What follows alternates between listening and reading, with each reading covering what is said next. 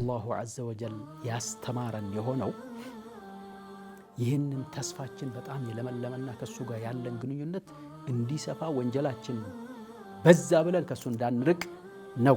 ሁሉም ነገር እንደፈለክ ተጠቀም፣ ይችን ዛፍ እንዳትነካ ተባሉ።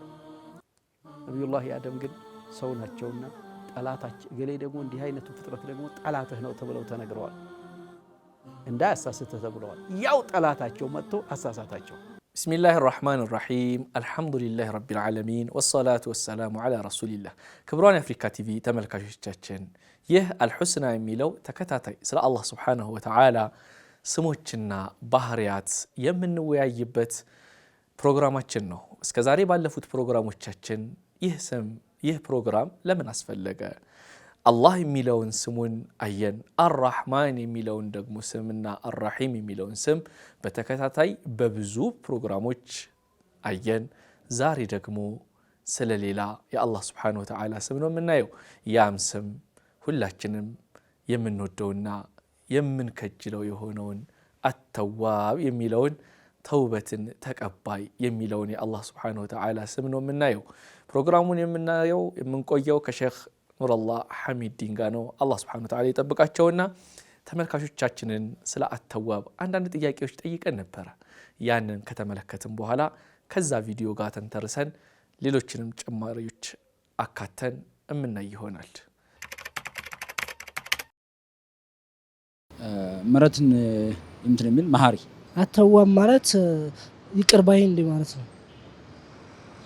ወይም ተመላሾችን ወይም ወደ እሱ የተመለሱትን ይቅር የሚላቸው ይቅር ባይ ማለት ነው። አተዋብ ማለት መሐሪ።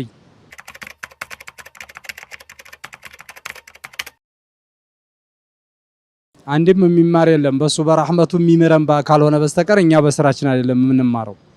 አላህ በረሕመቱ ራሱ በዝነቱ የማረን ቢሆን እንጂ አይ ፈጽሞ ቢተርፍ ሰው የለም። ምክንያቱም የሰው ልጅ ተሳሳች ነው።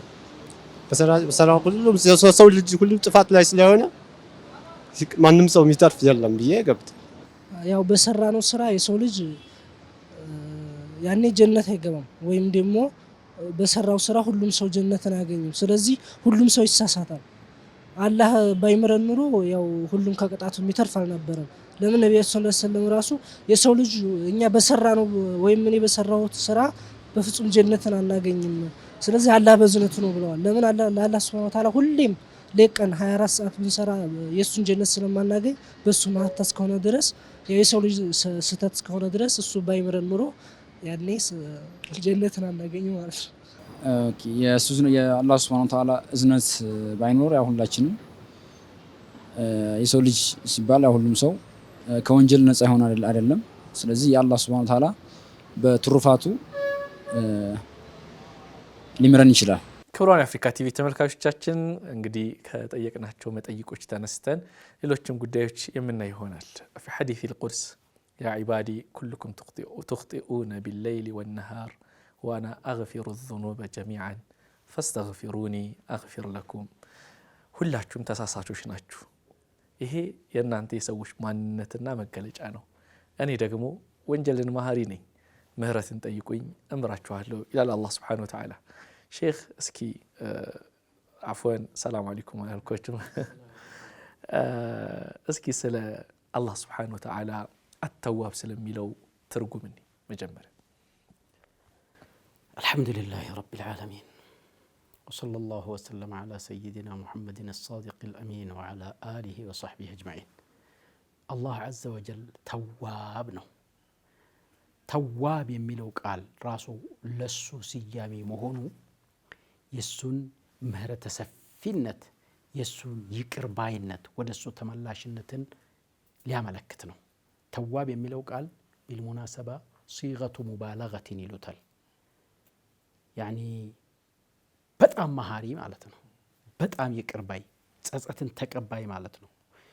ስለዚህ የሱ ስም ተደርጎ አላሁ ዐዘ ወጀል ያስተማረን የሆነው ይህንን ተስፋችን በጣም የለመለመና ከሱ ጋር ያለን ግንኙነት እንዲሰፋ ወንጀላችን በዛ ብለን ከሱ እንዳንርቅ ነው። አላሁ ስብሓነሁ ወተዓላ ተዋብ የሚለው ቃል ስሙ ትርጉሙ ወአነ አላህ ሁወ ተዋቡ ረሒም ያለው አያት ላይ ቀታዳ ኢብኑ ዲዓማ ዓለይህ ረሕመቱላህ ምን ብለዋል? ኢነላሃ ሁወል ወሃቡ ሊዒባዲሂ ልኢናበተ ኢላ ጣዓቲሂ። ተዋብ ማለት በሲቅቱ ሙባለጋ የተነገረው ለባሮቹ የምህረት ምክንያቶችን ሰጪ ማለት ነው።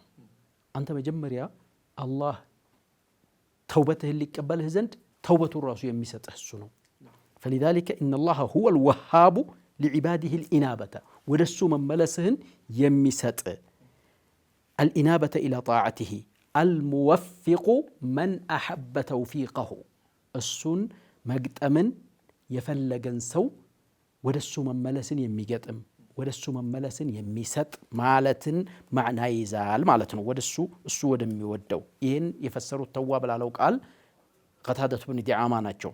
አቡ ዑበይዳ የሚባሉት ደግሞ ምን ብለው ፈስረውታል? ኢነሁ ሁወ ተዋቡ የሚለውን አየቱቡ ዐለ ልዒባዲ ወተዋቡ ሚነ ናስ አለዚነ የቱቡነ ሚነ ዘንቢ።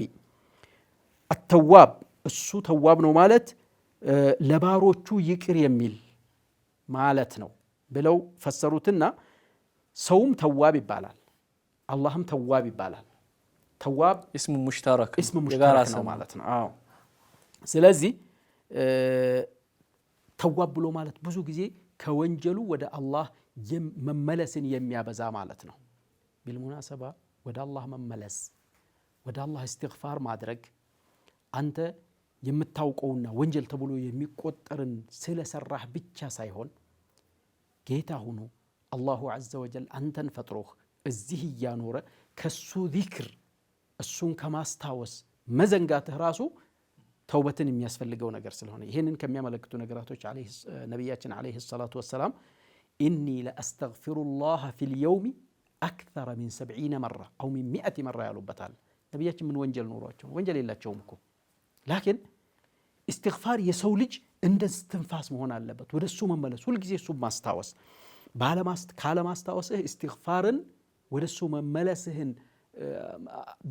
አለመመለስህን እንደ ወንጀል ቆጥረኸው እንደገና እስትግፋር የሚያስፈልገው ነገር መሆኑን ለማመልከት ነው። ይህንን የሚሰጥህ ማን ነው? አላህ ነው።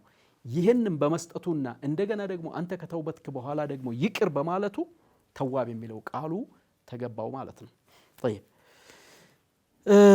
እብኑ ጀሪር ዓለይህ ረሕመቱላህ እነሁ ሁወ ተዋቡ ረሒም ያለውን ቃሉን ሲፈስር ኢነላህ ጀለ ሰናኡሁ ሁወ ተዋቡ ዓላ መን ታባ፣ እሱ ይቅር ባይ ነው ወደ እሱ የተመለሰ የሆነን ሰው ከባሮቹ ወንጀለኞች ከሆኑቱ ማለት ነው።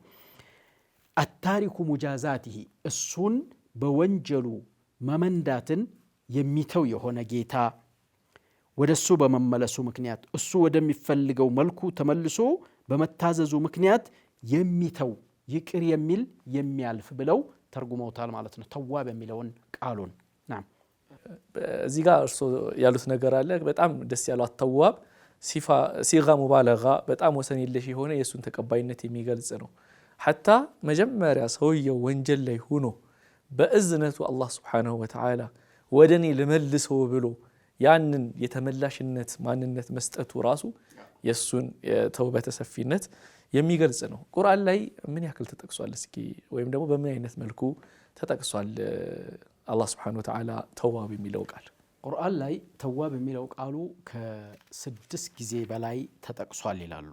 እንዳውም ወረደ ፊል ቁርአኒ ተውበትን በተመለከተ የሱ ስም ሆኖ ማለት ነው። ወረደ ፊል ቁርአኒ 11 መረተን ይላሉ። ተዋብ በሚለው ቃሉ 6 ጊዜ ነው የተጠቀሰው፣ ተዋብ በሚለው ማለት ነው። ከዚያ ተውበትን በተመለከተ ከዚያ ተሳሪፍ በሆነው ወደ 11 ጊዜ ተጠቅሷል። ከዚያ ውስጥ ለምሳሌ ተዋብ የሚለው አላሁ ዐዘ ወጀል ነቢዩላህ አደምን ፈጥሯል። ነቢዩላህ አደምን ፈጥሮ እዚያው ጀነት ውስጥ እንዲኖሩ አድርጎት አጋሩን ሐዋን ፈጥሮለት እዚያ ውስጥ ሲኖሩ ህግ አስቀመጠለት። ሁሉን ነገር እንደፈለክ ተጠቀም፣ ይችን ዛፍ እንዳትነካ ተባሉ። ነቢዩላህ አደም ግን ሰው ናቸውና ጠላታቸው እገሌ ደግሞ እንዲህ አይነቱ ፍጥረት ደግሞ ጠላትህ ነው ተብለው ተነግረዋል። እንዳያሳስትህ ተብለዋል። ያው ጠላታቸው መጥቶ አሳሳታቸው። ያችን ቅጠል በጠሱ። ፈዐሳ አደሙ ረበሁ ፈገዋ ብሎ አወጀባቸው። አደም ጌታውን አመፀ፣ ጠመመ ወይም ተሳሳተ ብሎ አወጀባቸው። ያኔ ምንድን ነው ያወጣቸው? አላሁ ዐዘ ወጀል ተዋብ መሆኑ ነው ያወጣቸው።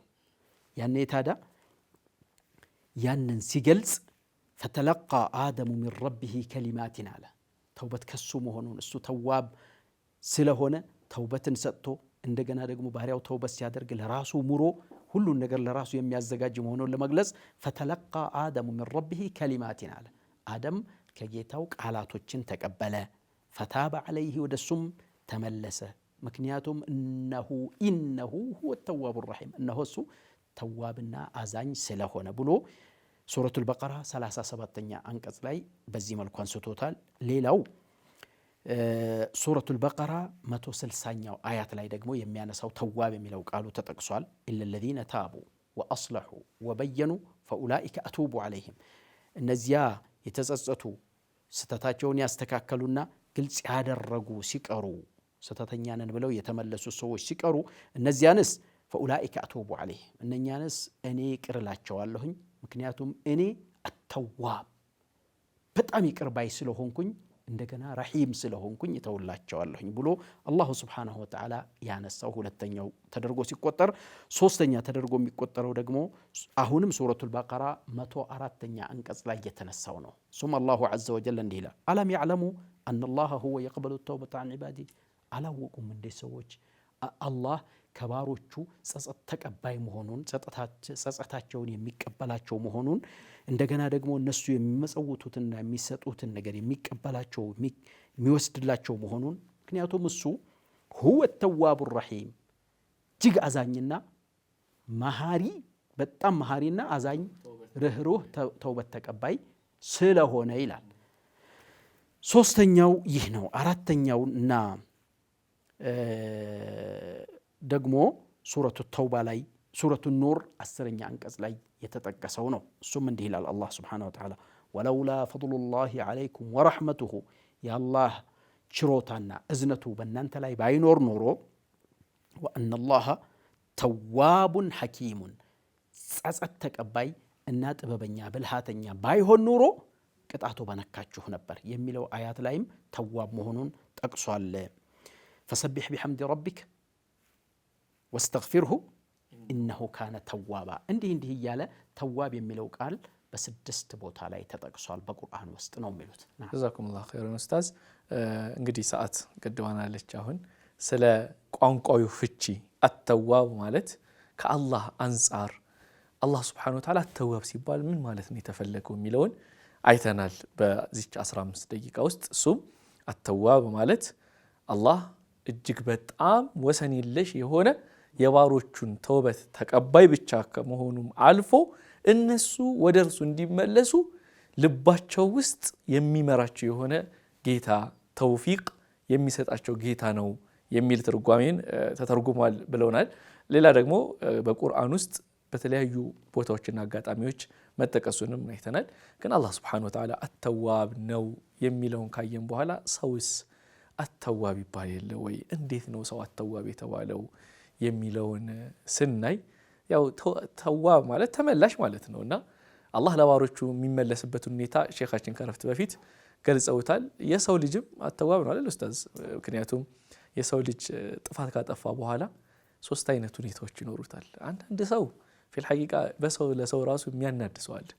ወንጀል ከሰራ ወይም የሆነ ግፍ ጥፋት ካጠፋ በኋላ እንዴ ይሄንን ስራ የሰራሁት ለዚህ ነዋ ብሎ ጭራሽ እንትን የሚያደርገው ቅድስና የሚሰጠው ዑዝር የሚሰጥ ሰው አለ። ይሄ በጣም አይደለም አላህ ዘንድ ሰውም ዘንድ እንትን ነው። ጥፋትን መግለጽ ዝቅ ማለት ጸጸትን አይጠቁምም። ሁለተኛው ደግሞ ወሊላሂል መሰሉል አዕላ ማለት ነው። ከዛም ጋር ማለት ነው። ሁለተኛው ደግሞ ሲጀመር አልሰራሁም ብሎ ደግሞ ሚክድም ደግሞ አለ፣ ሸምጣጭ ደግሞ አለ። ይሄም ያው ተጸጽቷል አይባልም። ሰውም ዘንድ ከሰው በላይ ደግሞ አላህም ዘንድ ደግሞ በጣም አላህ ጋር የሚያስደስተው ደግሞ የሰው ማንነት አጥፍቻለሁ ብሎ ለወንጀሉ ኢዕቲራፍ እውቅና ከሰጠ በኋላ መስራቱን ካመነ በኋላ ከዛ በኋላ ግን ደግሞ ያጠፋሁትን መሐሪው አንተ ነህና ይቅር በለኝ የሚል ሰው አላህ ስብሓነሁ ወተዓላ ይምረዋል። ሰው እንደ ሰውነቱ ጎዶሎ ነው። ፍጹም ይቅር አልልህም የሚል አለ፣ ይቅር የሚልም አለ። አላህ ግን እኔ እንደሆንኩኝ መሐሪ ነኝ ብሏልና እንደው አላህ ስብሓነሁ ወተዓላ መሐሪነቱ ወይም ተውበትን መቀበሉ አንጻር እስኪ ስለ አተዋብ የሚለው ኢማናዊ ተጽዕኖ እስኪ ተዋብ የሚለው ቃሉ ራሱ አላሁ ስብሓነሁ ወተዓላ ከሲሩ ተውበቲ ከሲሩ ተውብ መሆኑን ለማመልከት የመጣ ስም ነው ብለናል። ተውበትን ተቀባይነቱ ከምም ከከይፍም አንጻር ነው ይላሉ።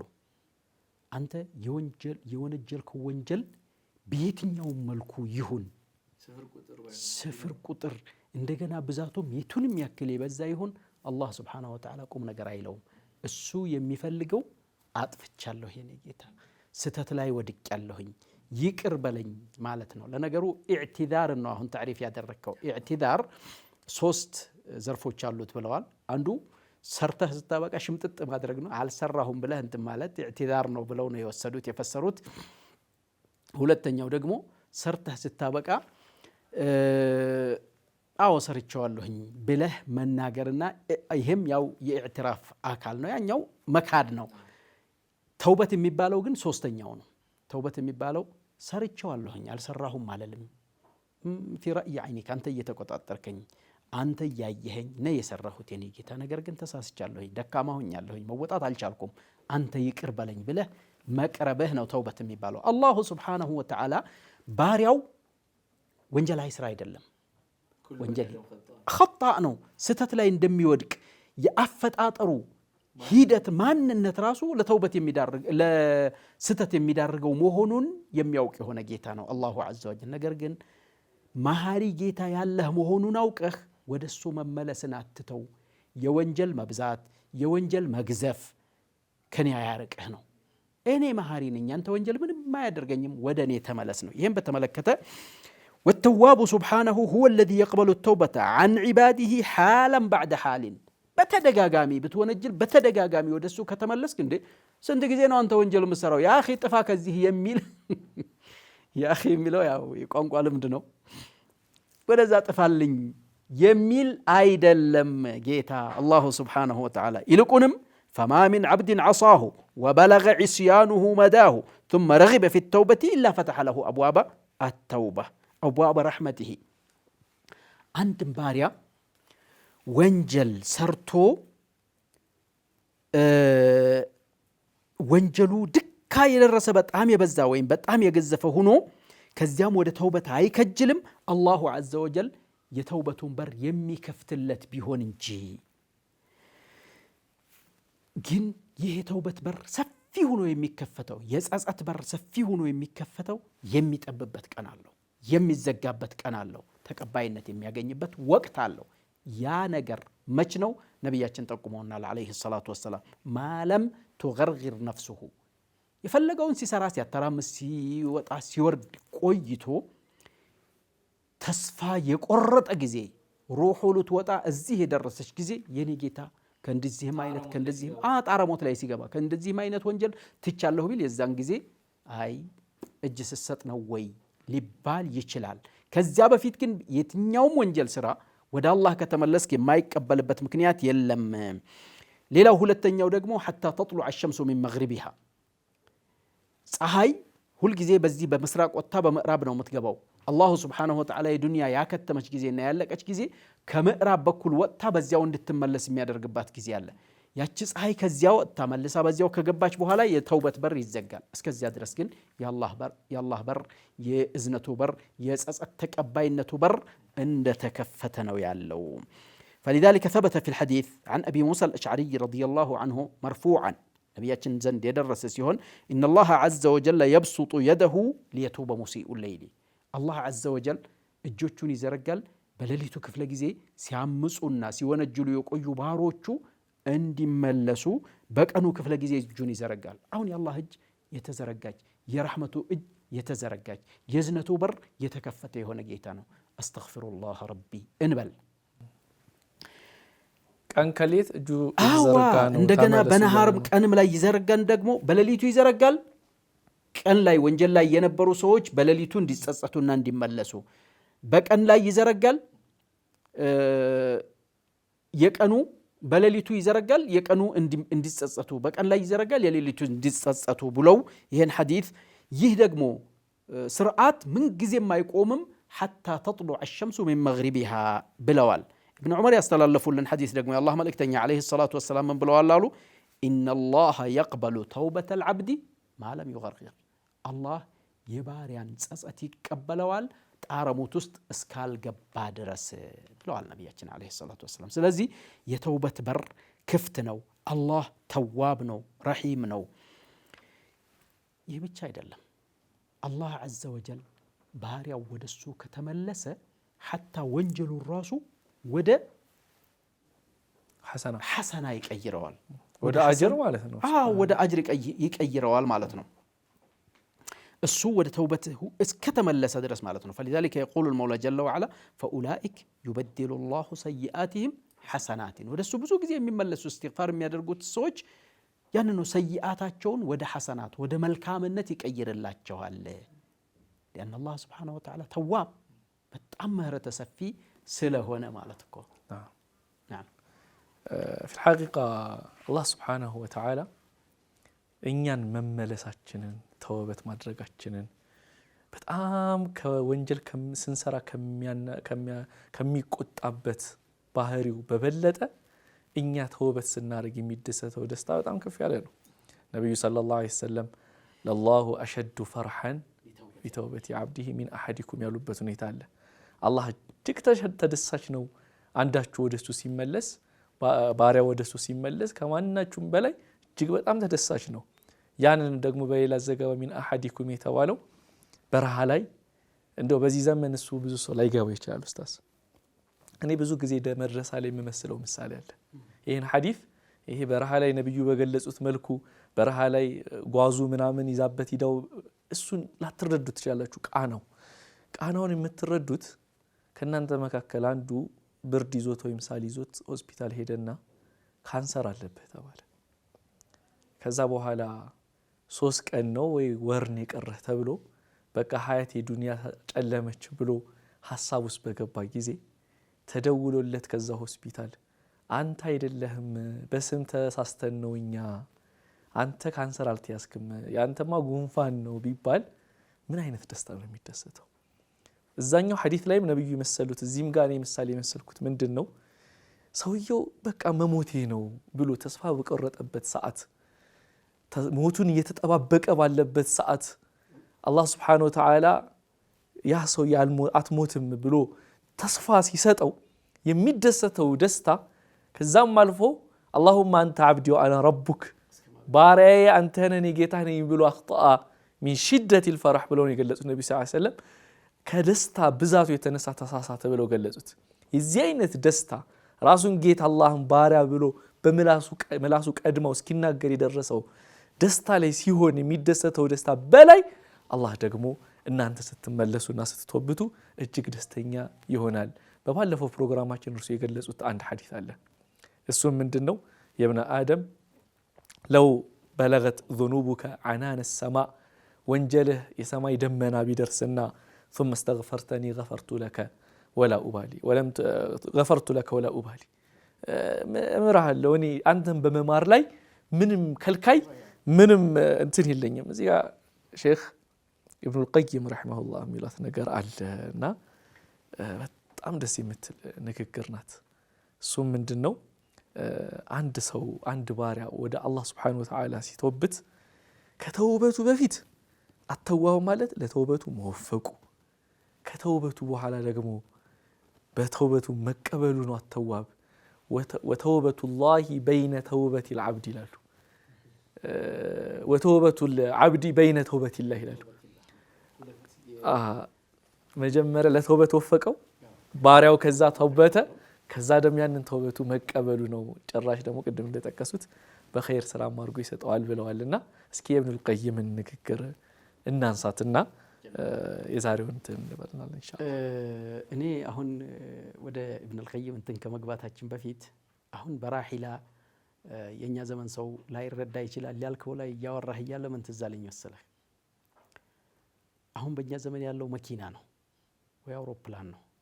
መኪና እየነዳ ሰውየው ሰሐራ በረሃ ላይ ልም ያለ በረሃ ላይ እየነዳ ተዓጡል ቢሆንበት ነዳጅ ቢያልቅበት ወይ የሆነ ነገር ቢያጋጥመው ማንቀሳቀስ ባይችል ብቻውን ቢሆን በዚያን ሰዓት ነዳጅን ባያገኝ በዚያን ሰዓት ደግሞ በዚያ በጭንቀት ላይ ያለ በረሃ ላይ ነው ያለው። እልም ያለ በረሃ ለምሳሌ ሊቢያ ወደ ግብጽ ከንትን ብለህ ውሰደው ለምሳሌ በዚያን ሰዓት የደረሰልህ ሰው ምን ያክል ደስታ ይፈጥርብሃል።